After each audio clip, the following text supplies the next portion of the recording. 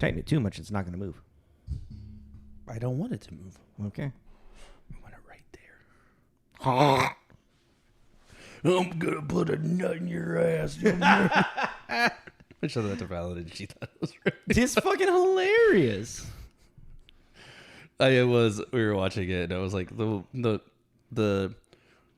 you're going to put your arms around me and feel me getting big. That one makes me really uncomfortable. Like, oh my God.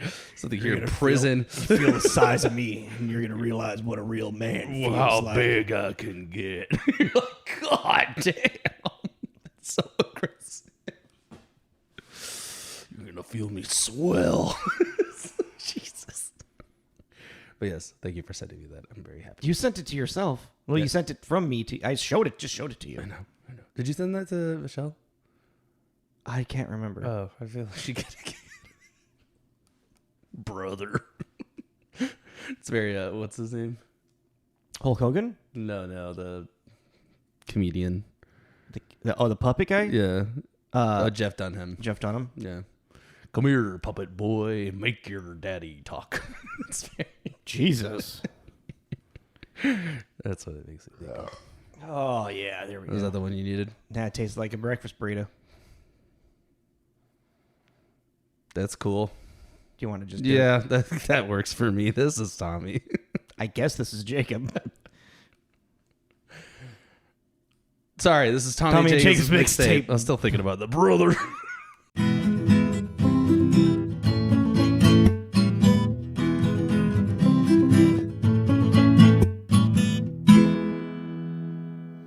Hello, everyone.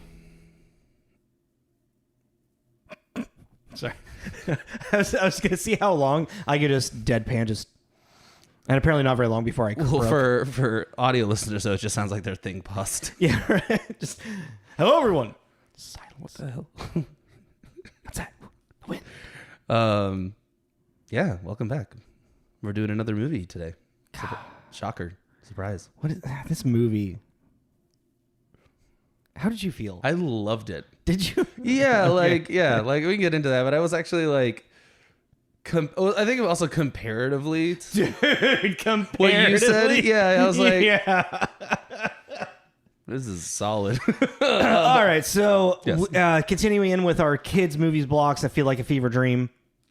Things that you may or may not remember. Yeah. We did 97/98's Star Kid. I counted 98 because that was the same. U.S. release. So. Yeah. I also why was this released in Singapore first? Like, was it a test audience? I don't know. But yeah, so we're doing Star Kid. It came out originally, or its official release was November 13th in 1997 in Singapore. And then in the United States, January 16th, 1999. Yes. What do you got for a synopsis? A young boy finds a cybernetic alien combat suit, and together they fight an evil alien. The Brood Warrior. The Brood Warrior. Brood Warrior. I'm going to get bigger. I'm gonna get more broody. Well, I did think it was funny. Just that synopsis too is like for like sci-fi movies. There's so many times it's like this evil alien, and you're like, evolutionary wise, it's the same thing with like Independence Day. It's like, oh, they're like cockroaches. They come in, they steal the resources, and then they. Is that what humans do?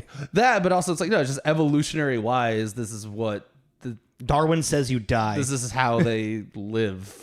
Yeah. And then I didn't even think about the human thing, but I was like, yeah, like Mr. Well, wait. What? we're fine doing it to others, but we don't like it when it's done to us. Yeah, it's the white man way. I feel like there's a lot of self-hate in there. Brooding around. Hey. All right. I guess we just go into writer and director. Like, I don't know what else to... I mean, is this when you do movie scene? Oh, yeah. What? Is this when you tell how many movies you've seen, or is that... Yeah. I got 46. I counted 57 this time. Down one from the last time from 58. From when... I don't know.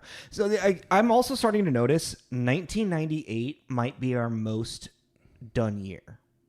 As of right now, yes. I was noticing a lot of, oh, we did that one. Oh, we did that one. Oh, we did that one. Oh, we did that I one. know you did last summer. Blade. Yeah. Another one.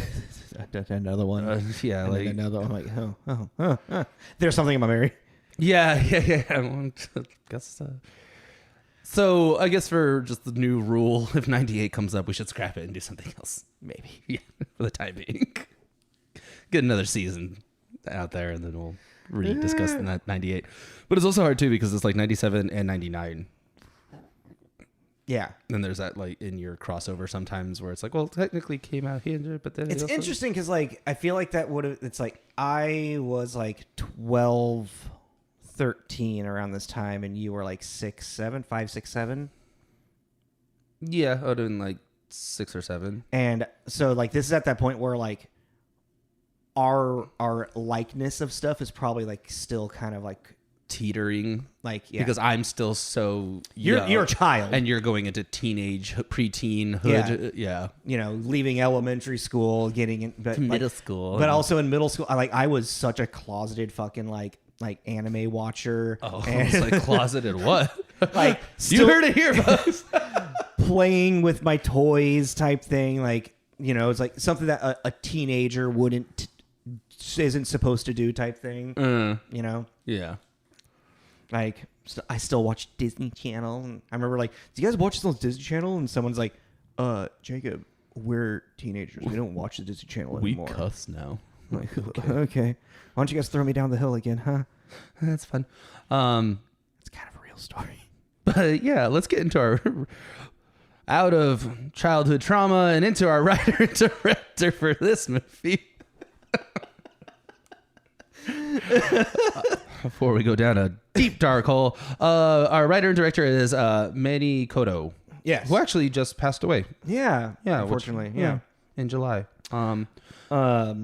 But strange. Like, it's interesting to see this is kind of like the beginning of his career, for doing Star Kid and some other stuff. But he went on to do he was an entire showrunner for a later season of Star Trek Enterprise. He's done episodes of American Horror Story. He did an entire season of Dexter. Was a writer on 24, which that just came up for some reason. Me? I don't know. We were talking about Kiefer Sutherland, and it sounds like a while ago. And then was it Dark City? It might have been David. It might have been Dark City. Like a year ago. But that's how he talks in the movie. Oh, that's right. I don't know if his name is David. Damn it, that's right. He does that so weird, obnoxious, breathy thing the entire movie. Manny Coto also co-wrote and directed a early 90s slasher film that sounds sick. Dr. Giggles? Yeah. Oh my god. It's like I've heard of this movie before, but it's the bad guy from Darkman. He's the doctor. Yeah. I have no idea what his fucking name is. He also recently passed away. That did actor, he? Yeah. Oh, really? Mm-hmm. No, but I just want to it went down a little bit of a rabbit hole. Yeah, because it was it was kind of like it sounds horrendous, horrible, but also awesome. Well, in a really you wouldn't get away with it today kind of way. God, what is it? I just want to read the synopsis real quick. So it's got a 5.2. Yeah. We're taking this isn't Star Kid anymore. This isn't a kids movie anymore. This is about Manny Coto, a madman who believes it's the wording. Yeah. A madman who believes he is a doctor comes to the town where his crazy father was killed and soon begins murdering people and becoming infatuated with a teenage girl with a heart condition. There are so many words that should not be linked together in that synopsis. That's a sentence I never thought I'd read. Yes, and I was like, I am super into this and I want to check it out because it sounds horrific. Yeah. But yes. Yeah, Manny Coto, and that was also that he did that movie before he did Star Kid. Mm-hmm. Think about that. Then, they're like, hey, we saw Dr. Giggles. Love the stuff. We were thinking you could do a sci-fi kids movie. Well, he wrote this. And I was reading that apparently this movie was supposed to be kind of like the launching for Trimark, and it wasn't. Yeah, let me see. It's in the production here for the one sentence in the production on Wikipedia. The film was part of an effort by Trimark to enter into larger films. At the 1995 American film market, it was positioned as Trimark's flagship product when it was previewed to foreign distributors under its original title, The Warrior of Waverly Street. I forgot about Trimark until it came on the screen. I was like, oh yeah, Trimark. I couldn't tell you anything. I just recognize their logo from something. I don't know. Maybe it's this movie. From this? Yeah, maybe. Yeah, no, so this movie was really I couldn't find anything and like to dig up and be like, okay, I really wanted to know about like the people that did like the makeup or like built the Brood Warrior and like, you know, and well, the only thing I saw that there was like a prequel comic. Yeah, that I'm gonna get my goddamn hands on. That's for sure. You can buy it on Dark Horse for $2.95. Mm-hmm. Go ahead. For just one comic. Also, speaking of merchandise, I really wanted the shirt at the end, and I looked for that too. What? The shirt that the little girls are selling of just the white T-shirt with his like the head on it. I was like, I would rock the shit out of that shirt. People are like, what is that? Like, don't worry about it. If you don't know, you don't know. Because I will say, like the designs and the design of the creatures in this are actually pretty cool. Like the little aliens, even like.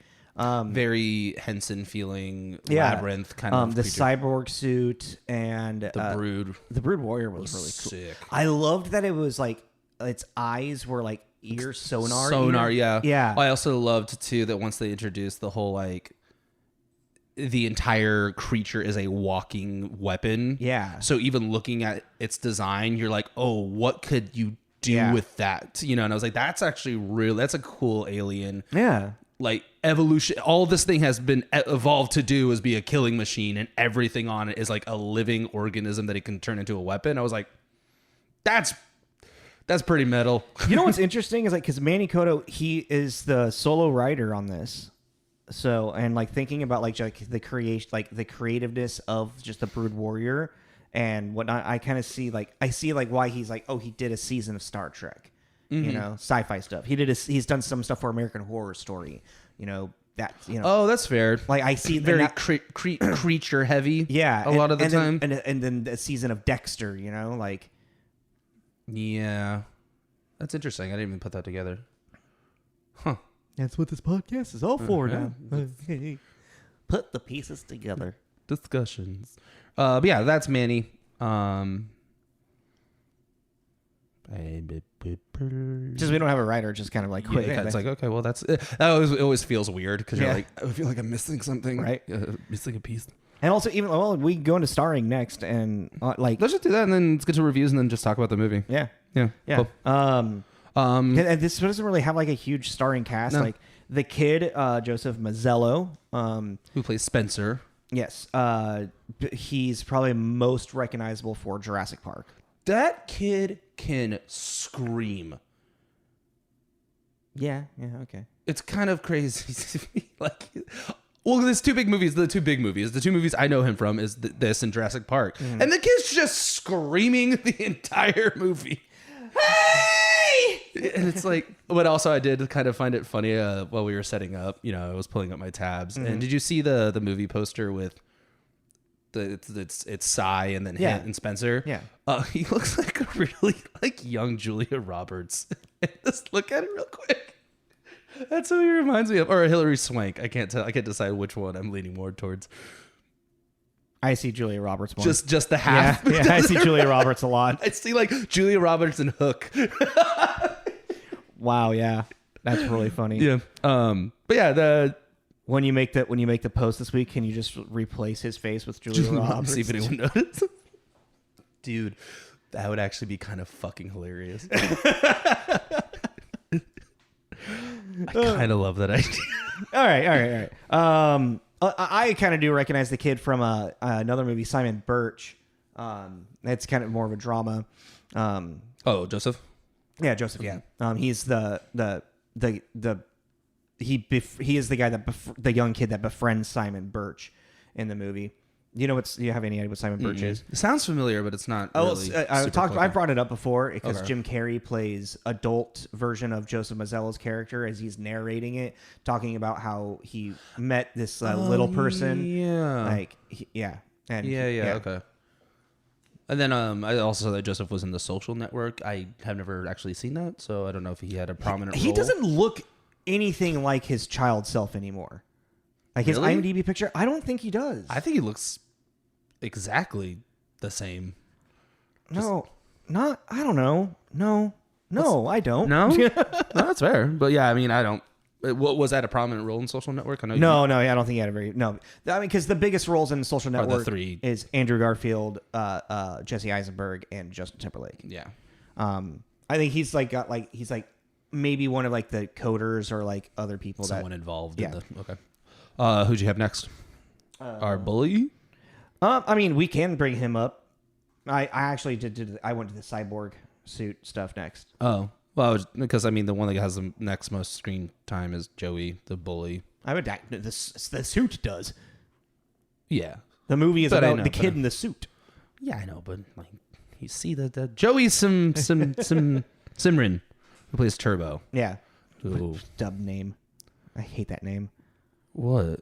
Turbo? Oh, I thought you meant his legal real name. I was like, wow, leave the dude alone. I really thought you were just fucking Joey. What a stupid name. And Sermon, get fucked. I was like, Jesus. Yeah, the only thing that I saw was Clock Stuffers and Tuttenstein. Little Giants. He was in Little Giants? Mm-hmm. I didn't see that. That didn't stick out to me. He did make me think of a live action, what's his name from Recess? Backwards Hat? Yeah, what's his name? I know who you're talking about. CJ I forget his or name. Casey. Yeah, Or, yeah, I know who you're talking yeah, about. that's what he reminded me of. Oh, yeah, Little Giants. Oh, okay. Yeah. All right, so. Oh, apparently he did the voice of age 10 Dick Grayson in Batman the Animated Series. Oh, yeah, I saw that. I mean, he doesn't have it at Wikipedia. He doesn't even have like a IMDb photo. Young actor that then Yeah, he got probably out of the biz. just did some kid stuff and then. Yeah. All right, so get into Psy. So the actual guy in the suit that did all the movements and whatnot, he is Alex Daniels. He's more just like a stuntman and where we go. He was like in Mortal Kombat, and I forgot to write down the shit. Stunts. Stunts credited 265 and an actor for 53. Yeah. Well, I mean, just like this one really quick, this movie called Meridian, and he's like dressed like a weird like beast devil looking thing. Oh my god, he's in Starman. Yeah. No, he's like a gas attendant. Yeah, no, but I forgot about Starman. That's a weird John Carpenter movie. Oh, I forgot that was John Carpenter. Yeah, he has these weird off ones where you're like, alien clone love story, romance sci-fi. Right. John Carpenter. Okay, cool. The guy's got a creative mind. What can I say? Yeah. But yeah, so Alex Daniels, he was the guy in the suit, did all the the flippies and stuff. Mm-hmm. And then biggest one I wanted to bring up was the guy who did the voice, Arthur Burghardt, because he has done. It's crazy. He did a lot of voice acting through like the 80s and 90s. I think he's like retired now, I want to say, but like he was the voice of Venom in the Ultimate Spider-Man video game. He is the I think that was it, the first and only maybe the character's he is the character's first and only black performer for Pete, the big Disney character, Goofy's neighbor. Right? Yeah. He's done stuff for Transformers, G.I. Joe. Like all over. I mean, even like video games like Warcraft, God of War. There we go. A lot of G.I. Joe. Yeah. Like a lot of G.I. Joe. Predator, Concrete Jungle, just additional voices. A pup named Scooby-Doo was in quite a few episodes of that as just additional voices. Yeah. I mean, so like there's a Back to the Future TV show. Yeah. It was an animated show. Well, yeah, but yeah, it lasted like a season. Yeah. And it's more like the adventures of like after the events of 3 because they're like time traveling in like the train 2 and stuff. Yeah, I went from 91 to 93. Yeah. But yeah, I just definitely wanted to like give a shout out to like the people that were in the suit did this, that brought Psy alive, alive. And Arthur Burghardt's like voice acting is really good with it too. Oh, he's funny. Yeah. Yeah. Like just ate a robot turd. I'm eating a cyber turd.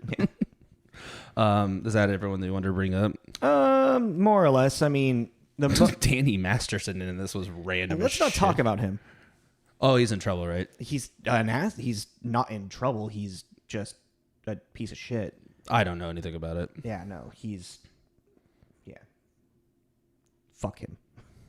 Because I really liked all of his characters, and now I can't watch that 70s show without thinking about it. Oh, okay. I heard something. I don't know what. You can talk about it later. I don't really want to talk about it. I don't want to give any. It's Juju. This is a movie Energy. podcast. Not worry about it.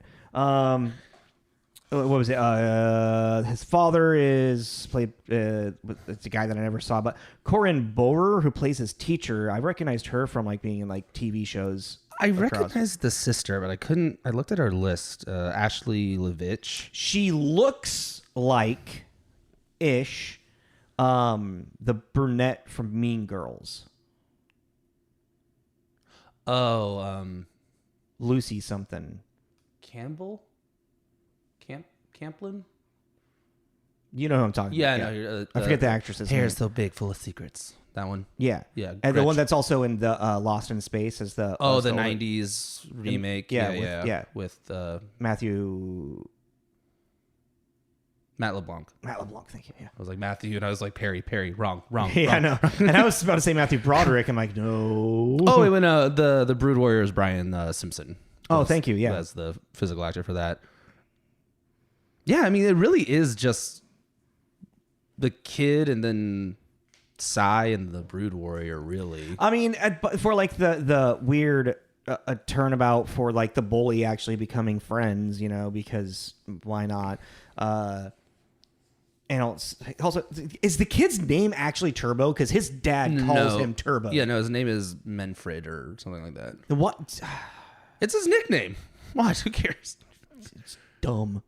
His dad works on cars. It's 1998. Let it go. Who cares? 100%. Oh, that dad looked familiar too. Oh no, he's popular. Wasn't he in Rescue Me? I think he was in Rescue Me. I'm pretty sure he was in Rescue Me. Now that you bring it up, I think he's like the chief I or wasn't something. thinking for a about minute. that. But where do you go? Jack McGee.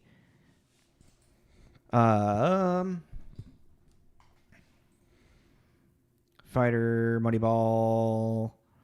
Wow, he's been. He's in a lot of 200. Wow. Yeah, no. He's in a lot of stuff. I don't know. I feel like Rescue Me would be his number one and one of his top on IMDb, and it's not. So, but I feel like you're right with that. That he was in Rescue Me. When did Rescue Me come out? I was actually kind of just. I don't know. I don't remember. There it is. Yeah, he's Rescue Me. He is in Rescue Me. Okay, he's like chief or something of their. Chief Jerry Riley. Yes, he's the chief of their house for a while. Hey. Yeah, Let's get the energy back up. I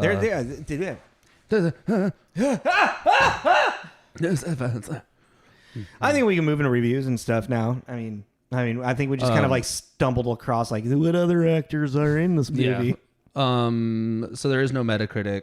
So I did what I did last time. And just That's kind fair. of made a. Oh yeah, really quick. IMDb, it's got a 5.3. Its tomato meter score is a 43, and its audience score was an 80. I'm sorry, not 80, 36. I was like, wow, the audience loved it. Whoa! So for the positive, I picked Roger Ebert, who gave it 3 out of 4. The guy always surprises me. Star Kid, written and directed by Manny Coto, has a sweetheart and a lot of sly wit. And the symbiosis between boy and cyborg is handled cleverly. For kids of a certain age, it pushes the right buttons. Yeah, and I think that's why he probably did the 3 out of 4, because he was just like, this is a kid's movie, I can't. And they are very much writing a kid's movie. Yeah, and they're not trying to do anything else. Yeah. So I think he's like, for a kid's movie, this is fun. And then it didn't have a rating, but I just thought the context of it. A one Felix Vasquez Jr. It's the Guyver meets E.T. with a hint of Green Lantern. Whoa, The Guyver. That's a movie I want to watch. That looks cool. I never actually heard of it until this. I've showed it to you before. The Guyver? Yeah. I didn't look familiar, but it looks fucking cool. in that was one of my favorite. That like I watched that movie all the time when I was a kid. But that like really, it's Guyver meets E.T. with a hint of Green Lantern. Yeah, like, no, I totally see that. Pretty on the nose, actually. I kept thinking Iron Man the entire time. It's really like not though, only because of Spencer is just a vastly different character than Tony. Oh yeah, 100%. I was just thinking, just like on, if anything, it was just like a suit that he puts on. It's like a bionic suit. I kind of forgot how much of like the suit had a personality. Same. I didn't remember that it actually had like when it first was AI. When it like, had that first like moment of like talking like inside, I was like, oh yeah, he like him and the suit become friends and shit. Yeah, like I forgot about the creepy ass face on the inside. But I was like, oh yeah, like the inverted face. Yeah, like they have like an entire relationship, which I kind of completely forgot about. And then which is the entire heart of the movie. So with a 1.5 out of 4, Elias Savada, Star Kid is aimed straight for the youth market, and that is probably where it will stay. Yeah, I mean, they're not wrong. Yeah. Boy and robot battle scary alien, mild profanity, suspense. Boy and robot. But it's just a tale of boy and his robot. It gave me seriously, actually, like it was like kind of funny. It gave me Iron Giant vibes too. I was just about to say that. The only thing is that but Iron Giant's like really good though. Yeah, exactly. Iron Giant has this like interesting amount of heart to it, because like even while I was watching it, I was sitting there thinking, I'm like, why does the Iron Giant make me feel emotions, and this one makes me just go, huh? And it's, I think it's like it's not cheeky in the same way that this is. The constant one-liners, Yeah, but also I think with the giant, the difference between Psy and the giant is a child. Yeah. So he has this. Even There's though an he's innocence to it. Yeah, he's this giant monster that everyone perceives him as. That he ends up becoming, but for a moment. But it's like he has this level of innocence. Like once he learns what Superman is, he's this little kid. You're explaining to him what Superman is, and he's like, I can be like Superman. So I think that's what it is. There's this little part of your brain that sees like you want to take care of him. No, because like the journey in that, in comparison to this, is like in that there's the journey of Hogarth and the giant. In this, it's really more of just the journey of Spencer. Yeah, and now because the thing is like this becomes a crutch for Spencer. Yes, as opposed to with Hogarth, it becomes this a companionship. I mean, which this one does, but it just doesn't do it as well. No, it just doesn't deliver it. Because the AI, the robot Psy doesn't have as much of a personality. It's pretty much a computer program. Yes. Like it has its like stubbornness of like, when he's like, you don't use your gun unless I say Simon Says. And he's like, fire. It's like, you programmed me to not say it to not fire unless you say Simon Says. Yeah, battle protocols not met or whatever he says. And yeah. Which, I mean, it's clever writing and, to like keep it, succinct in that sense for like the characters very much that, but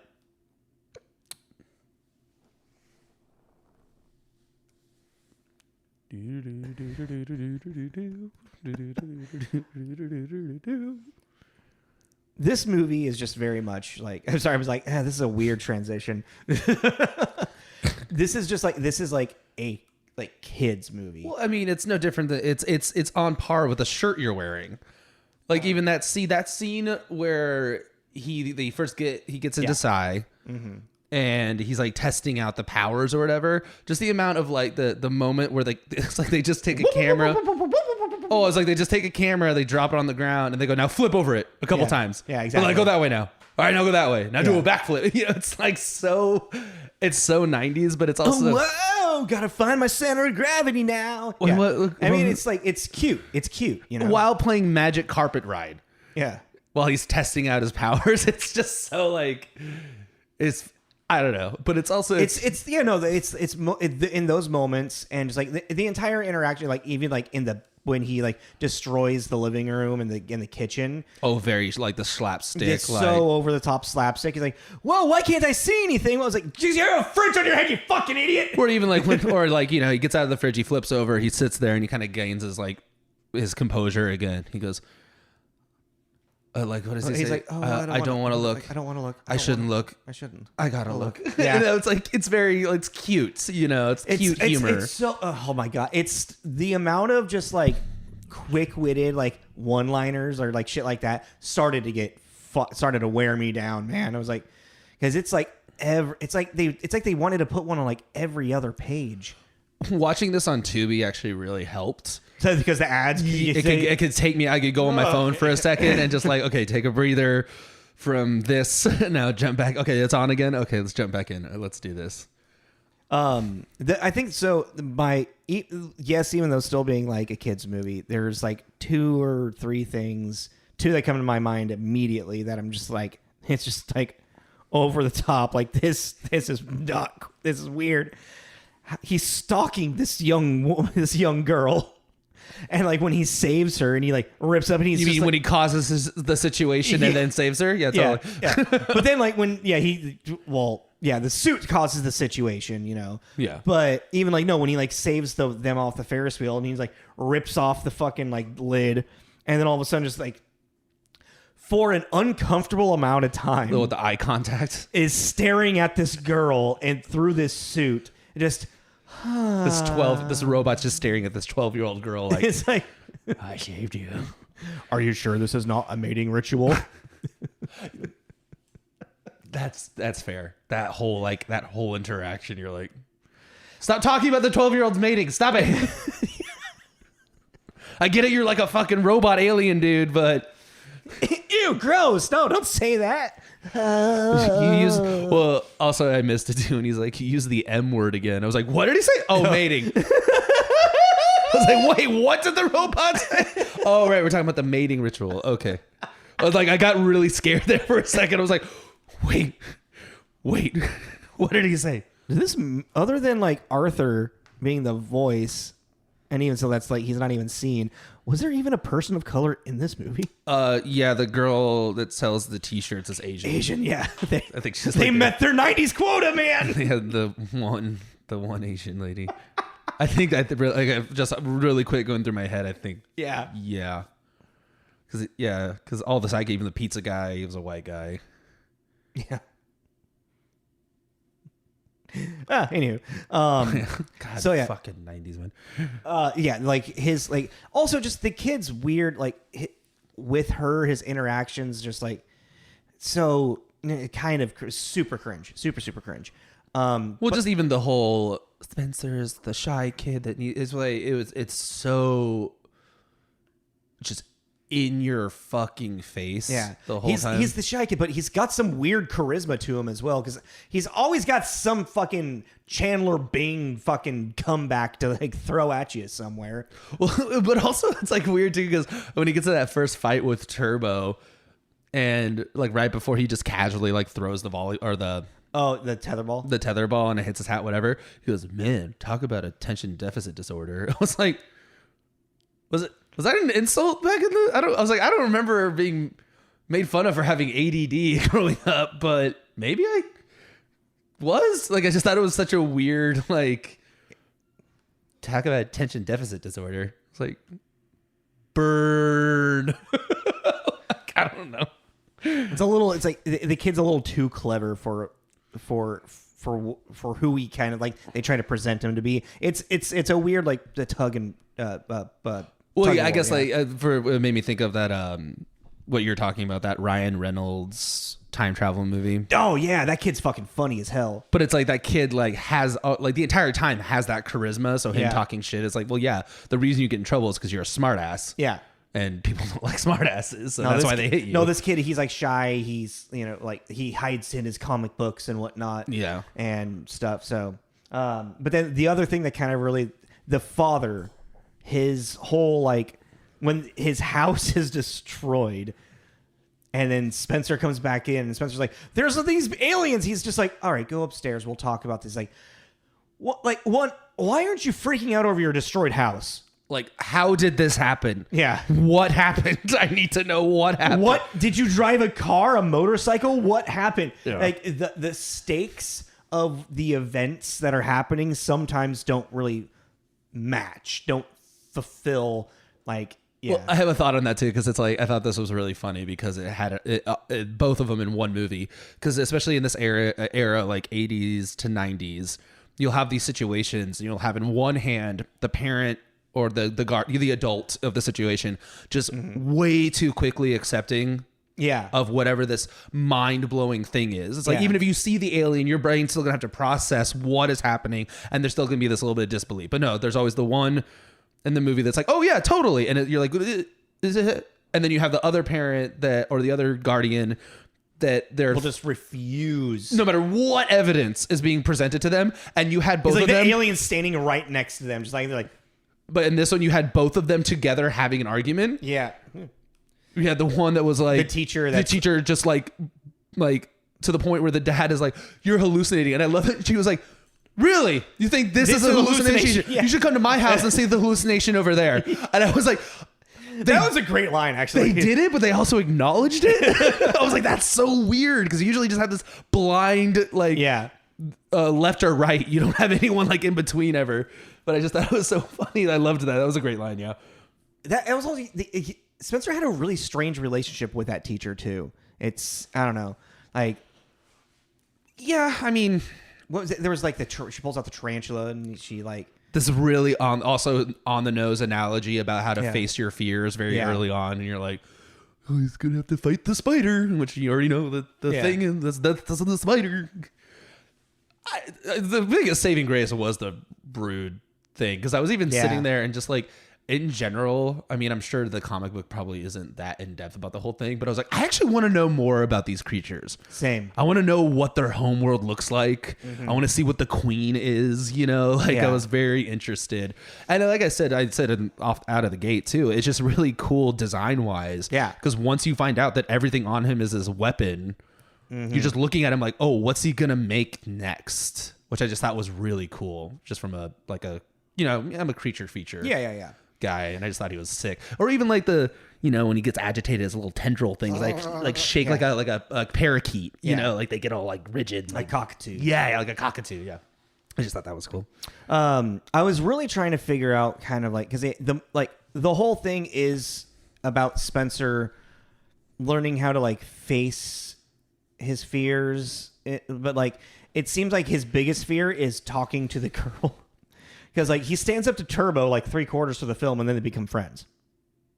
Well, and that's even the thing too. It's like he never also completely submits to Turbo, because even he makes that comment, that smart ass comment. Yeah, it's like you're still in. Yeah. But even there's that scene at the teacher's house where he's like, why does everyone want to beat me up? And you're like, I've only seen one kid. Like you haven't built enough. You're of like extrapolating, boy. Yeah, it's like you're really getting kind of dramatic. Like I just see the one bully and his weird little cronies, the toads, you know. But yeah, I know, it's just like even my dad hates me. And the robot sighs like, I really doubt that. He's like, did you see the house? It's like, that's also an extreme circumstance that you're talking about. But he's grieving from his dead mother. He threw that was, I will say, that scene was surprisingly touching. I did not see that coming. Oh, when the robot when taps into his memories and shows him the last like fishing trip they had together. I was like, oh, made me feel a little bit out of nowhere. I was like, that's sad. 50-50. Mom, as he's going into surgery. Remember in 50-50? Oh, yeah. He's hugging his mother. Oh, yeah. Oh, my God. I forgot about that. But yeah, I was just like, oh, that was a surprisingly touchy moment for this, like, kind of like. I know, that's it's a robot. You know? Oh, no, I don't know how to move in this. Yeah. Egg on my face. Oh, I fell over. Bummer. How do I stand? It's kind of like the Warriors of Virtue too. I thought Psy was really cool, and I thought they did a really good job of like, yeah, it's obviously rubber and everything, but it's still you could believe it was this metal, this weird organic. Believe, Charlie, believe. But I did find Psy's face kind of horrifying. Yeah. I like the inverse one. No, both of them. Oh, Just this giant metal baby with these big. It, no, what it was? It was Smeagol made of metal. oh, I can see that. It had kind of like a weird primate look to me. Well, because it was supposed to kind of look like the little fellas, right? Tiefling, the shurs. The Tilkins, the Talkins. That sounds right. Right, Telkin, the Talkins. yeah. What I did like, also this is like, I'm sorry, this might just be rambling at this point. We might need to wrap it up soon, but I did like Trelkins. Trelkins. Oh, God, I was pretty close. You were very close. But like in the beginning has an awesome like 90s, like just shoving all the information you need for this world. They just go, here it is. Like, enjoy. and in the brood warriors are That's them. coming down to get you, The big brother. scary ones, the big bug looking ones. Those are the bad guys. But These tiny guys, the Trelkins, they're cool, but they built a weapon. But that's what I was gonna say is in this narration, the Trolkins were a peaceful race, but they're like in full suits of armor with like laser guns. They're already making a super weapon. Yeah, we will fucking have peace, all right? Yeah, it was like because the narration makes it seem like they're these helpless little guys that are getting destroyed by the. But then they're like, oh, man, they're in a full. They're in a full-on firefight and dogfight with these like it's a full-on war happening. They're losing, but it's like they're not like huddled in the corner. Like I was like, peaceful, huh? They seem like they're pretty ready to go. You haven't seen the Dragon Ball Z Broly movie, have you? The newest one? No, the original one. Yeah. You have? The little like alien race that's getting like enslaved by Broly's like father. Maybe I don't remember it. I remember seeing. I think you probably just remember Broly and the fight with Broly. Like, yeah. Well, because like Broly gets triggered by Goku's voice because they were trapped together. He gets triggered by the name Kakarot. Okay. Because he's normal. Well, because he's like normal looking, and then when he goes Saiyan, he has like blue hair, and then when he goes like green, legendary, he goes like. That's when he gets like huge. Because he's the first, technically the first Super Saiyan. It's green hair is where it goes, and and he just gets super big. But yeah, no, like his anger is triggered by I'm sorry. Why are we talking about this? Because the Trelkins reminded remind me of like this like the little weird alien race that's being enslaved in the movie, but. Well, that's even the thing too. Like the Trelkins were also kind of terrifying looking. They had these like chameleon eyes. They like. Have you seen Mac and Me? They look. No, that came up first. That came up next. Yeah. It's like suggested now. I was like, nah, man, I'm done. I'm done with the fucking 90s shit for a minute. Like, give me a week. Paul Rudd's goddamn fucking joke. That's what that clip of the kid falling in the wheelchair. That's in Mac and Me. Oh, really? Yeah. Oh, so that alien that pops up, which the Trelkins also look like to me. Yeah, that's a clip from Mac and Me. No, sorry, I went on like David is probably losing his fucking mind right now with me talking about Mac and Me because him and I used to have this joke about our friend Nate hanging out with Mac from Mac and Me. And we would just like, and Nate would always be late. Like, how was Mac? And he got so frustrated with us. Like, he's just started, and we'd bring up Mac, and he's like, Mac's not real. What's up, David? That was all for you, buddy. Well, it was just jumping back to like what we were talking about with like the adult figures, and even then like so they drive to the dump to the what is it called? The trash yard, dump yard. Yeah, the trash junkyard. They drive to the junkyard, and then even then you're sitting there and like the timing for how close the parents were. Yeah. And then they show up he's the perfect timing. Like the aliens have just disappeared, but what's that in the sky? But that's that moment too. Like the dad sees it and then goes up to Spencer and is just kind of like, "Oh, you're okay. Let's go home." And it's like, no. Any functioning adult's gonna be like, "What the fuck is going on? What the fuck is that?" You need to explain to me right now what the hell just happened and what happened to my house, because he does not focus on that enough. And also, why hasn't the FBI showed up yet?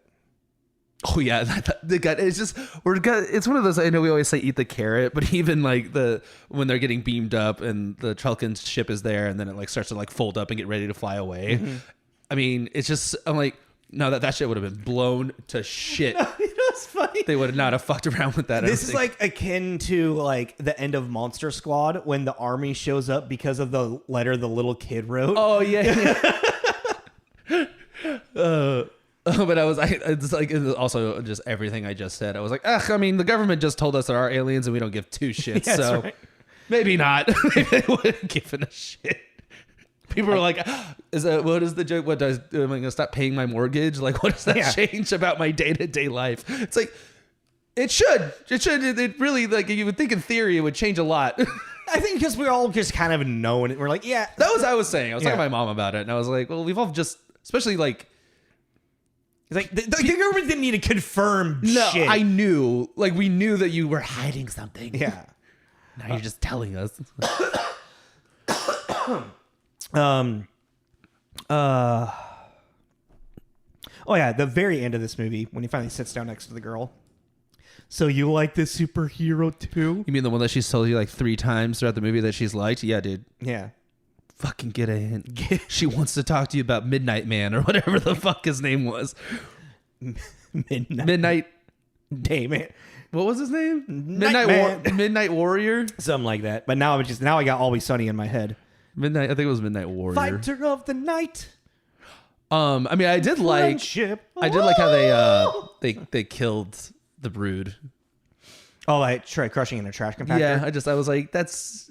I don't know. I was like, I don't know. I don't know how to word it. I mean, it's that thing is like, you don't need the suit to beat the Brood Warrior. You need to have brains. You know what I thought was kind of interesting though too, because of the fact that we just did Warriors of Virtue and we're doing this. What was his name in Warriors of Virtue? Oh, Ryan. Ryan, yeah. Ryan how do I put this? Ryan needed the suit. And Spencer needed the He didn't, but no, I'm just like, well, Ryan had the leg, and that was like this whole thing. Yeah. So it's like Ryan having the leg and then using the suit and then learning that he doesn't need the suit. I don't know. I just thought it was like, oh, the characters. You get what I'm saying? Am I having deja vu right now? Well, maybe. Did we talk about this? Maybe. Did I bring it up already to you? I don't know. But you get what I'm saying, right? Yeah. For like a 90s movie, it's like, well, no, it's like Ryan's a better fit for the hero arc of the suits. Yeah. Than being transported to a magical land where you know what I mean? It's like, it was because we were talking about that being a weird story beat where you're just like, okay, now he's going to run and pretend to play football for way too long in this movie. But yeah, I was just sitting there. I was like, well, I mean, like we were saying too, like I'm not going to be able to quote it, but it's the first time that Spencer gets like into the suit and he's getting up ready to like walk, like jump in it. And he's like, so what, do I just climb in? And Sai says something where it's not supposed to be sarcastic, but it comes off sarcastic where he's like, that's usually the preferred method. Oh yeah. Whereas like if he was an organic, you'd be like, oh, he's being a smart ass, but it's like, no, it's just, he's a program. So he's very logical. Yeah. And asking his questions like expand query, or something like that. I don't know, but there's also like a third of this movie is one giant pee joke. Him trying to figure out how to pee. You're right. I didn't really put that together. It's also weird to think about because it's like Spencer is like our main character, but if you think about how much he's actually not in the movie, except for little, like in the beginning and the end, and the little flashes when he's in the cockpit or inside. There's a lot of that though. Is there? A lot of filming of just his face. Just yeah. Huh. Also, I don't know, for being like this cybernetic, I mean, granted he's a prototype, but he got his shit wrecked really quick. By the Brood Warrior? Yeah. He was a prototype. Now they know that they need to make it stronger. But I'm like, you've already been fighting him for a while. Don't you have any kind of fucking idea that it has just organic? Oh, that's another thing. What happened to this ship? Oh, the Brood ship? It grew an entire spaceship, and we just never saw it again. Maybe it melted because it was part of its body. They didn't say shit about it. I don't know. That's when the FBI shows up the next day, and they're like, well, I don't know. Eat the carrot, man. Fucking It's a kids movie. fucking Tommy Lee Jones shows up and just starts pew pew pew pew pew pew pew. All of you. What is it called? The neuralizer. Neuralizer, yeah. Yeah. Oh God, I wish I could do a Tommy Lee Jones impression. Because then, like, I just imagine like he goes up to Spencer and he does, like, now you're gonna have the courage to talk to that girl from not fighting an alien. Pew, and then walks away. You and him are best friends now. Pew. Forget about all of the things that you didn't like about each other. You made up, and you're gonna play tetherball tomorrow. And you're gonna let him win for no reason. Pew. Would you stop doing that? Yeah, would you stop? What are we at? Have you ever neuralized me? No. Have you ever neuralized me? No. Sorry. We're at 50. Yeah. We're at 50. What's his name from? Oh, good pie. He starts crying. In the second one, he starts crying. Oh, and he's, yeah. he's like, you brought me to a public place. I wouldn't make a scene. You're making a scene. He's breaking up with him. Oh, good pie. What is his fuck? I can never remember his name. He's crunk. He was the tick. This is a test. I got this. Squeakity, squeakity, squeaka. Have you seen Big Trouble yet with Tim Allen? I know I brought it up before. No, I always get it confused with another movie. Oh. He's in it. He's funny. He plays like a muscle-bound, stupid cop with a really tight T-shirt. Patrick Warburton. He's always trying to sleep with his partner. I get it. I found it. I found his name. I don't know. I'm going to let you take the lead on how many carrots we're giving this. Because what do we give Warriors of Virtue? A 2. A 2? I give this a 2.5. Yeah, okay. Well, I'm down with that. Yeah. It's weird because there's so many, there's times when we talk movies about this and I'm like, I can honestly say, like, I think that there is a possibility, depending on your child or your whoever young person's in your life, that they'll get a kick out of blank movie. I don't know if this one will work anymore just because it's... I think a 6-year-old kid would enjoy it. A pretty young sci-fi kid would get into it, I guess. Yeah. But it's also just looking at... Or a 10-year-old, you know? Well, it's just crazy in our lifetime, just where we've gone with special... How old is Spencer? 12. They actually say that? I think he's in the 7th grade. I think he's 12. 12, 13? How old is Turbo? I would assume... Turbo's he's 7th or 8th grade. He's a big 7th grader. He's a big boy. Yeah, what's weird, too, you don't really notice it at first, but then throughout the movie, you're like, oh, you're kind of a big kid. Yeah. You're a shocky little guy. You know? But yeah, I didn't notice that when you first meet him. But then, yeah, you're like, oh, okay. He is such the epitome of, like, the white 90s bully. Yeah. Just everything. And Spencer is the epitome of the fucking... The white nerdy kid. Yeah. Yeah. And he's a ginger. Strawberry blonde. Oh, yeah. Okay. 2.5. Yeah, I mean, this is definitely better than Warriors of Virtue. Yeah. You know what we're doing next week, remember? No, I don't. What is it? We're back? Nope. Oh, bummer. What is it? Kazam. Holy shit! Yeah, we are. Okay, I'm cool with that. You want to give people a little idea of what Kazam is about if they don't remember? To feed it stars Sinbad, and I'm joking. Oh my god, I was like, what? You need to delete that now. Well, you know the whole like joke is that there's apparently a Shazam movie that stars Sinbad, and it's the same story, and people think that exists. And Sinbad's like, I was never in a movie like that. Oh, it's like it's a Mandela effect. A Mandela effect. Where it's fucking. Yeah. So I was making an actual like internet joke. Oh, I didn't know that. No, I'm not getting Sinbad and Shaquille O'Neal confused. I didn't know that was a Mandela effect. A Mandela effect. Yeah, I didn't know that. Yeah, like people have like gone up to him and was like, "Hey, I remember that Genie movie you're in." And he's like, "I have no idea." He's like, "What movie? What the hell are you talking about?" Yeah, exactly. Oh, I wonder if that got old. I don't know. If I was Sinbad, I think that'd be fucking hilarious. I mean, I think it got old after a while. Yeah. But yeah, so Shaquille O'Neal plays a genie living in a boom. Yes, it happened. And it rains cheeseburgers. I have no recollection of this movie. I just remember when he first meets him, I just remember Shaquille O'Neal yelling at the kid, I'm time because like he's like Oh, and he does his rap. Yeah, he's like introducing himself, and the kid's sitting there like terrified. This giant genie coming out of a boot box. That's the only thing I remember about this movie. So that's gonna be fun. I think there's a scene where like whatever gangsters or whatever they're like dealing with, like what is the conflict of this? Well, obviously they're trying to. It puts out a cigar on his tongue in front of Shaquille O'Neal, and she goes like, just like, what? Shaquille O'Neal and his weird ass acting career. Shaquille O'Neal's a funny ass motherfucker, though. Yeah, no, but just he did some weird ass movies. So that's gonna be next week. That's probably on Tubi too. I have no idea where. I haven't even looked where we can find that. Disney Plus. Get the fuck out of here. I've said this to you like 3 times. Yeah, already. my brain doesn't comprehend, obviously, because it shouldn't be there. Oh yeah, because we were talking. I was like, wait, is that a Disney movie? And you're like, yeah, like Buena Vista or something. Like, it's or is it like owned by like Columbia or something? Touchstone. Yeah, something like that. Whatever the fuck, whatever Disney has acquired. Whatever Home Alone was released on, some bullshit like that, maybe. Yeah, I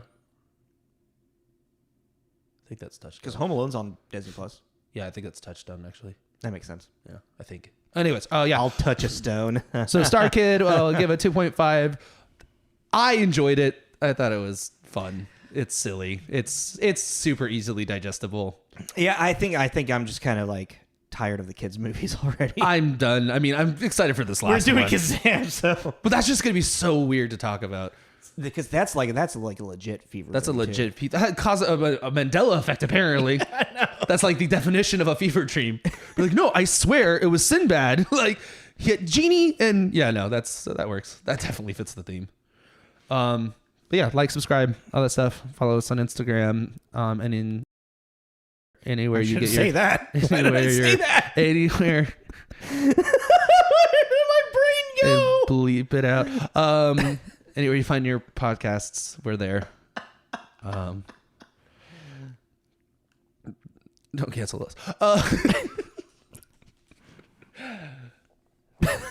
Just say it yourself. Okay, this is Tommy. This is Jacob. This is Tommy and Jacob's Jacob's mixtape. He's gonna take a time out now.